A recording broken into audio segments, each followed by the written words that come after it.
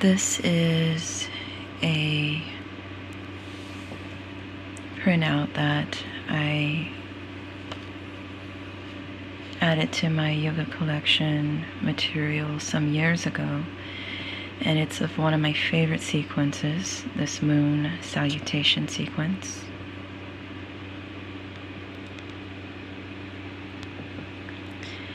And what I really want to point out on this particular presentation are the breathing notes.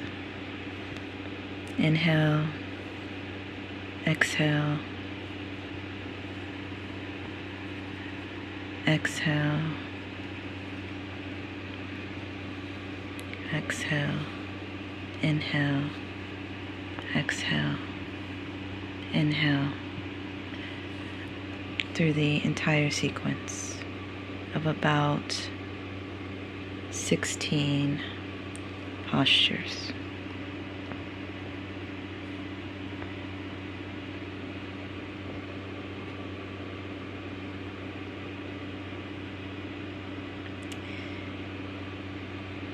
The inhale and exhale becomes a part of creating rhythmic breathing. And rhythmic breathing has a purpose, it has a function, it has a result. And this is why rhythmic breathing is often included in any yoga sequence. Rhythmic breathing is often referred to in the yogic traditions as pranayama. And there are many styles of rhythmic breathing. There are practices where you inhale and exhale, and this kind of simple rhythmic breathing.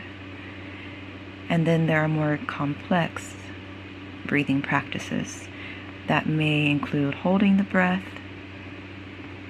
that may include breathing through one side through the right nostril and then the left nostril. There are breathing practices where you may inhale vigorously or exhale vigorously and then inhale gently. And these breathing practices are referred to as pranayama. Pranayama is something that can take time to get familiar with, because chances are breathing is not a very conscious activity that you participate in and that is consciously participated in throughout the day.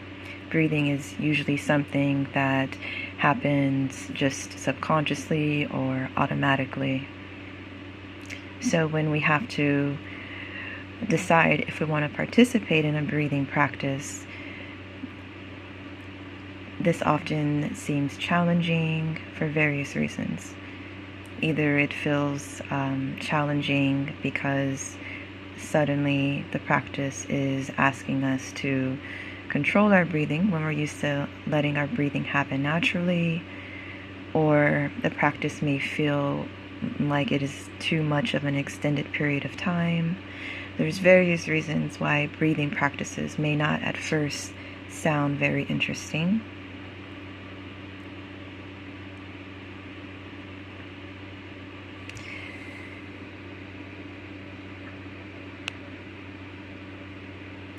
Breathing practices, therefore, are like many new practices that become more enjoyable over time.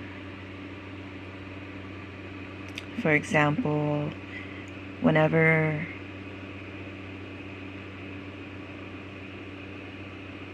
there is the decision to pick up a new skill whether that skill is purely creative or whether it's a skill that's required for a particular job. Usually, beginning any skill feels challenging, and there could be resistance quite naturally to learning a new skill. But as we become familiar with that skill and get more comfortable with that skill and begin to see the results of that skill, it can go from something that feels challenging and where there's lots of resistance to something that's enjoyable and something to look forward to.